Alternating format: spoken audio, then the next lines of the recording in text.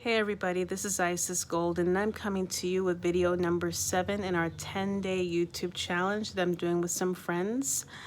This one is called My Advice on Health and Wellness. So just going in so you know that the things I'm going to say in this video are not intended to be professional medical advice. I am not a medical doctor. I am not a licensed psychologist. But definitely very helpful tips, things that, I've learned along the way that you can just take for face value and I hope will be helpful to you in whatever life journey you're doing. But one of the things that I've personally discovered is that a lot of your physical, medical wellness and health stem from things that are very deeply psychological in nature. So if you have sort of a history of depression, even at its mildest, not even its worst, but it can still have some kind of an impact on you.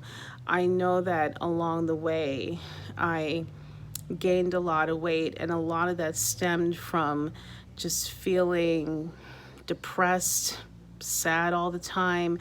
And I know that when I was in graduate school, I was definitely very, very miserable.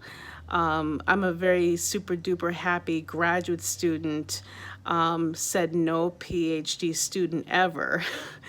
But I was, I definitely had some issues there even as a child, as a teenager.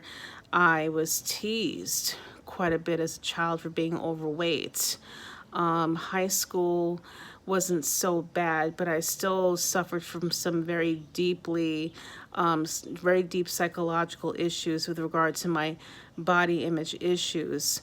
And it didn't get any better when I was in college.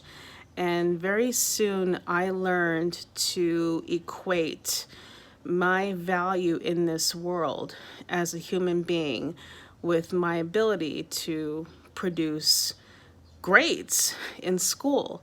So that right there kind of, I think, had an impact on the way I turned out as an adult. And I did finally, I did get the bachelor's. I went to grad school. I got the doctorate. But I continued to gain weight because deep down, I was missing something and I couldn't really identify it. And I think even to this day, I'm still working on figuring out what that is. But coming out of grad school, things didn't really get any better for me. I had the degree and all, but I still had trouble landing the job. So here I am 10 years into the workforce, trying to figure out where I belong. And, some days are easier than others.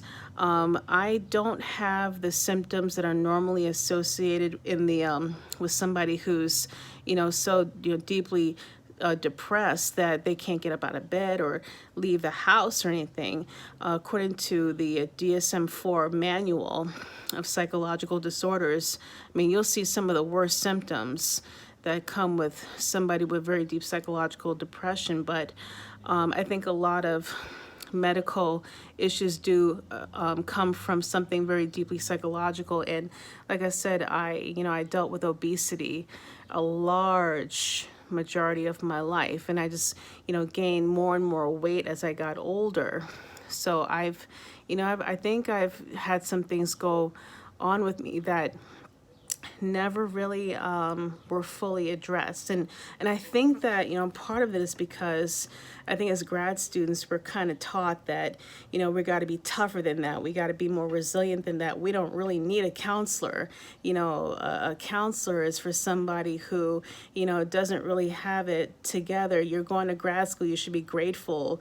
You should be happy you're pursuing this degree. So nothing can possibly be wrong with you. It's almost kind of taboo. But really deep down, I think I was suffering a lot and it didn't really get any easier. So what happened? I learned to eat out of, continue to eat out of, some kind of need to fulfill something empty, something from within. And I think that might have stemmed from when I was a teenager, because I always, I learned even then to equate good grades with my personal value as a human being, forgetting that there are other things to who I am other than my grades. So, that just, continued on and on. And then before I knew it, I'm in my 30s. I was diagnosed with type 2 diabetes, along with a host of other things that happen that you could be diagnosed with when you're overweight. So I, throughout my 30s, I was in this up and down, teeter totter of, weight loss, weight gain, weight loss, weight gain. And just being around toxic people also made that potentially worse. So I guess if there's anything I can tell you is, if you know that there's a way that you can get out of that cycle, do it. If you know that you're in a toxic situation, try to get out of that. Don't stay in that too long. Obviously, getting fresh air, getting exercise are, helpful tips. Eating right are helpful tips.